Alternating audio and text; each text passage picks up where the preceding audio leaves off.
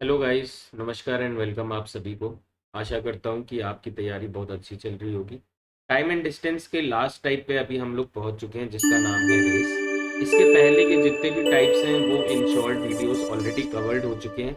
अगर आपने चेकआउट नहीं किया है तो पहले उनको चेकआउट कीजिए, फिर आके इसको आप कंटिन्यू कर सकते हैं। टाइप 1 से लेके टाइप 7 में जितने भी कॉन्सेप्ट्स थे प्लस जितने भी क्वेश्चन थे, वो सब बहुत ही क्रिस्प तरीके से कवर किए गए। उसी तरीके से आज की भी वीडियो में हम लोग रेस के बारे में पढ़ेंगे। क्या होती है रेस, रेस के क्वेश्चन किस हिसाब से आते हैं, उसमें कुछ टर्म्स ज़रूरी होते हैं नए, जो आपको पता होने चाहिए क्वेश्चन सॉल्व करने से पहले। वो सारा मैं एक्सप्लेन कर देता हूँ पहले आपको, फिर हम लोग कुछ अच्छे लेवल के क्वेश्चंस भी सॉल्व कर लेंगे।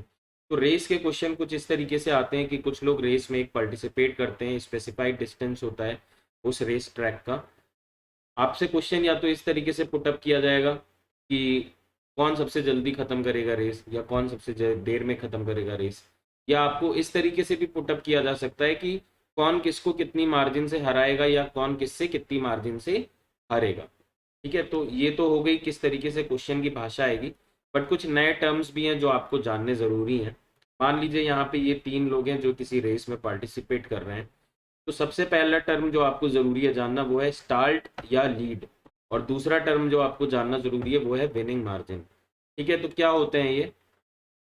स्टार्ट या लीड होता है, मान लीजिए ये ए है, बी है और सी।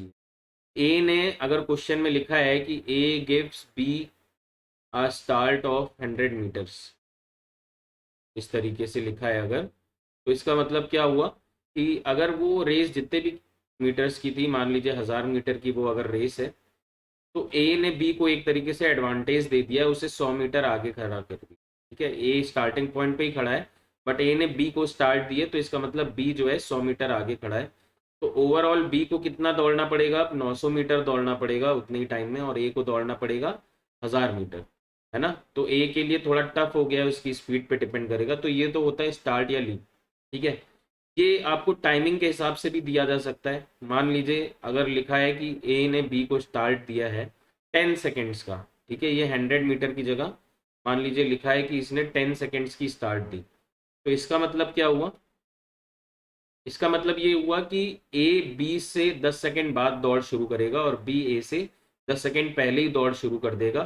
दोनों एक ही पॉइंट पे खड़े रहेंगे इस तरीके से। ओके। दूसरी चीज, विनिंग मार्जिन भी दो टाइप की होती है। एक होती है डिस्टेंस के रिलेटेड विनिंग मार्जिन, और एक होती है टाइम से रिलेटेड विनिंग मार्जिन। ठीक है, आपने सुना होगा कि बोला जाता है कि मैंने तुमसे 10 सेकेंड पहले रेस खत्म कर दी। ठीक है, तो वो तो हो गया टाइम के रिलेटेड विनिंग मार्जिन, कि जब आपको टाइम स्पेसिफाइड हो 10 सेकेंड 15 सेकेंड कुछ भी, कि ए ने बी को इतने टाइम से हराया। ठीक है, तो ये तो हो गई विनिंग मार्जिन बाई टाइम। और डिस्टेंस से क्या होगा? मान लीजिए ए जितनी देर में 1000 मीटर कवर कर रहा है, उतनी देर में ये सी जो है ये 800 मीटर ही कवर कर पाया, है ना। जितनी देर में ए ने 1000 कंप्लीट कर दिए, उतनी देर में सी ने 800 ही कवर किए। तो इसका मतलब ए ने सी को 200 मीटर से हराया। ठीक है, तो ये होता है डिस्टेंस से कैसे रिलेट करते हैं विनिंग मार्जिन को।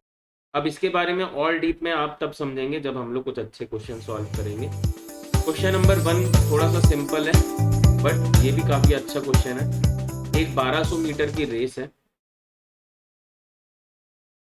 इसमें 3 लोग हैं, अरुण, अंजनी और शोभित। तो अरुण तो स्टार्टिंग पॉइंट पे खड़ा है, इसने बाकी दोनों को लीड दे दी। लीड मतलब आगे खड़ा कर दिया रेस शुरू होने से पहले ही। तो मान लीजिए यहाँ आगे अंजनी है, अंजनी को इसने 120 मीटर की लीड दी। तो ये डिस्टेंस मेरा कितना हो जाएगा? 120 मीटर का। इसके बाद इसने शोभित को कितनी लीड दी? 200 मीटर की। तो इसमें 80 और ऐड कर दें अगर, तो यहाँ पे करीब शोभित खड़ा होगा 200 मीटर आगे अरुण से। ठीक है, अभी अंजनी को भागना कितना है टोटल, और शोभित को, और इन तीनों को भागना कितना है ये देख लेते हैं। अरुण को तो स्टार्टिंग में खड़ा है, इसे भागना है 1200। अंजनी को अभी भागना है 1200 माइनस 120 यानी कि 1080। और शोभित को भागना है 1200 माइनस 200 यानी कि 1000। इस हिसाब से रेस अभी चल रही है। इसके बाद आपको बोल रहा है जब रेस खत्म हुई तो अरुण अंजनी को 40 मीटर से हरा देता है। तो इवन दो एडवांटेज मिला अंजनी को, फिर भी वो 40 मीटर से हारती है। इसका मतलब क्या? जितनी देर में अरुण 1200 मीटर चला, उतनी देर में अंजनी कितना चली, 1040 चली। 1080 चलना था बट फिर भी 40 मीटर उसके रह गए। तो इसका मतलब ये है 1080 माइनस 40, 1040 मीटर ही वो कवर कर पाई जितनी देर में अरुण ने 1200 मीटर दौड़े। ठीक है, ये तो अरुण और अंजनी का हो गया। अभी अरुण और शोभित का भी आपको दिया हुआ है कि अरुण जो है शोभित से 280 मीटर से हारता है। तो अरुण को दौड़ना कितना था, 1200, उसमें से 280 घटा दें तो वो हो जाएगा 920। और शोभित को कितना दौड़ना था, 1000। तो इसका 1000 हो गया। ठीक है, कंफ्यूज ना होइएगा बिल्कुल भी, क्लियर रखिए सारी चीजें। आपसे पूछा जा रहा है तीनों में फास्टर कौन है। तो पहले केस में तो देखिए अरुण जितने में 1200 दौड़ रहा है, ये 1040 दौड़ रही है। तो क्लियरली अरुण सबसे तेज है और अंजनी सबसे धीरे है पहले केस में। बट अगर इस केस में देखें तो इसमें शोभित जितना दौड़ रहा है उतने टाइम में अरुण उससे कंपैरेटिवली कम दौड़ रहा है। तो यानी कि अरुण सेकंड प्लेस पे है, अंजनी थर्ड प्लेस पे, और शोभित जो है ये फर्स्ट प्लेस पे है, क्योंकि ये सबसे तेज कंप्लीट कर रहा है डिस्टेंस जितने टाइम में बाकी सब नहीं कर पा रहे हैं। ओके, ऑप्शन बी आपका सही आंसर होगा। दो और अच्छे क्वेश्चन है, अभी थोड़े एडवांस क्वेश्चन आपको दिखेंगे। एक 2 किलोमीटर की रेस है।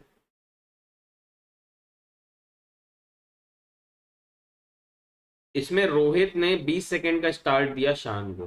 ठीक है, दो लोग हैं, रोहित और शान।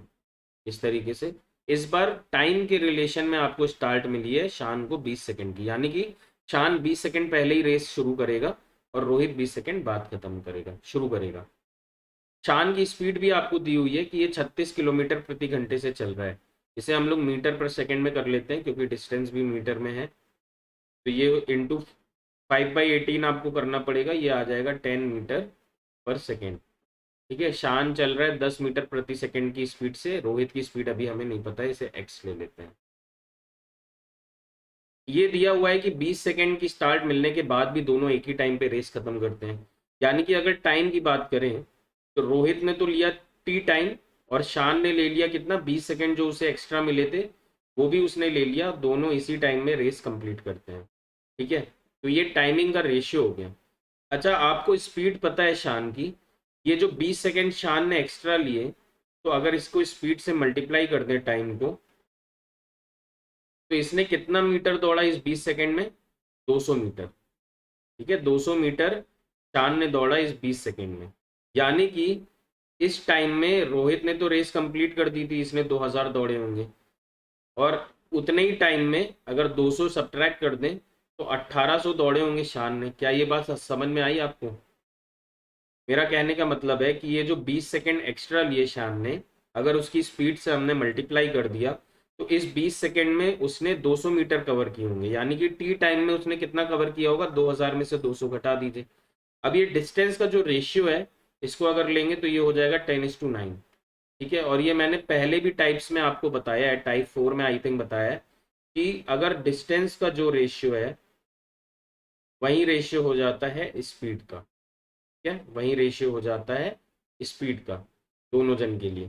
तो डिस्टेंस का रेशियो मेरा 10/9 है और स्पीड मुझे दूसरे की दी हुई है 36। तो पहले की स्पीड क्या हो जाएगी, पहले की स्पीड यहाँ से अगर आप देखेंगे तो हो जाएगी 40। क्या, 40। और आपसे पूछ क्या रहा है अभी, ए को 10 किलोमीटर दौड़ने में कितना समय लगेगा मिनट्स में।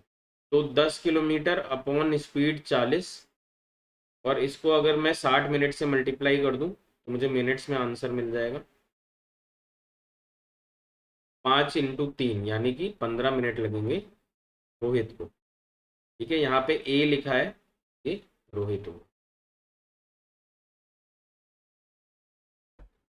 तीसरा क्वेश्चन बहुत ही अच्छा लेवल का क्वेश्चन है। इसके बाद आपको ज्यादातर चीजें, सारी चीजें क्लियर ही हो जाएंगी। 100 मीटर की रेस है। ठीक है, इसमें ए ने बी को 30 सेकंड से हराया। तो अगर टाइमिंग की बात करें TA/TB, तो कितना है, ए ने तो टी टाइम ही लिया और बी ने लिया T+30 टाइम। ठीक है, दूसरी चीज, जब यही 100 मीटर की रेस सी और ए में होती है तो सी ने ए को 37 मीटर से हराया। यानी कि सी जितने टाइम में 100 मीटर दौड़ेगा उतने टाइम में ए कितना दौड़ पाया, 100 माइनस 37.5 यानी कि करीब 62.5। तो यहाँ डिस्टेंस का अगर हम लोग फॉर्मूला ले लें, D C is to D A, तो ये 100 दौड़ा और ए दौड़ा 62.5। यहाँ से रेशियो अगर ले लें, ये आ जाएगा 8:5। ये 12.5 से आपको सिंप्लीफाई करना था। और मैंने अभी आपको बताया जो डिस्टेंस का रेशियो है वही रेशियो हो जाएगा स्पीड का। ठीक है, तो यहाँ स्पीड का रेशियो इन दोनों का आ गया 8:5। तीसरी चीज़ आपको दे रखी है कि सी और बी में अगर वही 100 मीटर की रेस हुई तो सी बी को 37.5 सेकंड से हराएगा। तो ये तो टाइम लेगा, मान लेते हैं इस बार T2, और इसको मान लेते हैं T2 + 37.5, इस तरीके से। तो अब मुझे एक बात बताइए, जब सी रेस कंप्लीट कर रहा है, ए रेस कंप्लीट कर रहा है, तो ए बी को 30 सेकंड से हरा रहा है वहीं 100 मीटर की रेस में, और सी बी को 37.5 सेकंड से हरा रहा है। तो अगर मैं यहीं पे बनाना चाहूँ सारी चीज़ें, तो सी तो सबसे पहले ख़त्म कर लेगा, तो मान लेते हैं कि सी लेगा 30 सेकंड, और बी के रिलेशन यहाँ पे दिया ही हुआ है, तो मान लेते हैं यहाँ पे करीब बी ने रह गया, और बी खत्म करेगा टी प्लस 37.5 सेकेंड में। और अगर मैं इन दोनों को इक्वेट कर दूं, तो ए और सी के हिसाब से ए कितनी देर में पहुंचेगा, टी प्लस 7.5 सेकेंड में। 37.5 माइनस 30 कर दीजिए, तो टी प्लस 7.5 सेकेंड में ए कंप्लीट करेगा, बी कंप्लीट करेगा इतने टाइम में, और सी कंप्लीट करेगा टी टाइम। ठीक है, ये चीज़ क्लियर हो गई। अब यहाँ पे आपको, या लिया अगर सेकेंड मान लेते हैं हम, ये मेरा फर्स्ट था और ये थर्ड था, तो ये सेकेंड इक्वेशन से आपको सी और ए की स्पीड का रेशियो मिला था, और यहाँ पे टाइम का रेशियो आपको मिल गया है सी और ए का। और मैंने आपको बताया था कि टाइम और स्पीड दोनों इन्वर्सली प्रोपोर्शनल होते हैं। यही चीज़ हम लोग यहाँ पे यूज़ करेंगे। टाइम का रेशियो दोनों का क्या है, स्पीड का रेशियो तो 8/5 है, और टाइम का रेशियो उल्टा लेंगे, A/C लेंगे। तो ए का है टी प्लस 7.5 और सी का है टी। यहाँ से आपको टी मिल जाएगा, यह आ जाएगा 8t minus 5t 3t equal to 37.5। ये टी आ जाएगा आपका 12.5 सेकेंड। यानी कि सी जो है 12.5 सेकेंड में रेस कंप्लीट किया, इसी में 7.5 जोड़ दें तो ए कितने में ख़त्म करेगा, मैं लिख देता हूँ टी ए टी बी और टी सी। तो टी ए जो है इसने तो लिया 12.5 + 7.5 20 सेकेंड, बी ने कितना लिया 12.5 + 37.5 50 सेकेंड, और सी ने कितना लिया ये तो हम लोग ने कैलकुलेट कर लिया 12.5 सेकेंड। अब आपसे बोल रहा है कि बी कितना टाइम लेगा 240 मीटर की रेस दौड़ने के लिए। तो आप क्या करना है, आपको स्पीड निकालना है। यहाँ से 100 मीटर बी ने दौड़ा 50 सेकेंड में, तो स्पीड कितनी हो गई 2 मीटर पर सेकेंड। भाई डिस्टेंस अपॉन टाइम कर दीजिए, तो यहाँ से स्पीड आ गई बी की 2 मीटर पर सेकेंड, और 240 मीटर दौड़ना है, 2 मीटर पर सेकेंड की स्पीड है, तो कितना टाइम लगेगा 120 सेकेंड। ठीक है, तो ये काफ़ी एडवांस लेवल का क्वेश्चन था, इतने हाई क्वेश्चन कभी देखने को मिले नहीं है। इस हिसाब से जनरली दो लोगों की रेस से रिलेटेड क्वेश्चन आते हैं, बट आपको सारी चीज़ें अच्छे से समझ में आ जाए, इसलिए एडवांस क्वेश्चन भी एक डाल दिया है। तो आई होप आपको ये कॉन्सेप्ट बहुत अच्छे से समझ में आ गया होगा। तो all the best guys and thank you.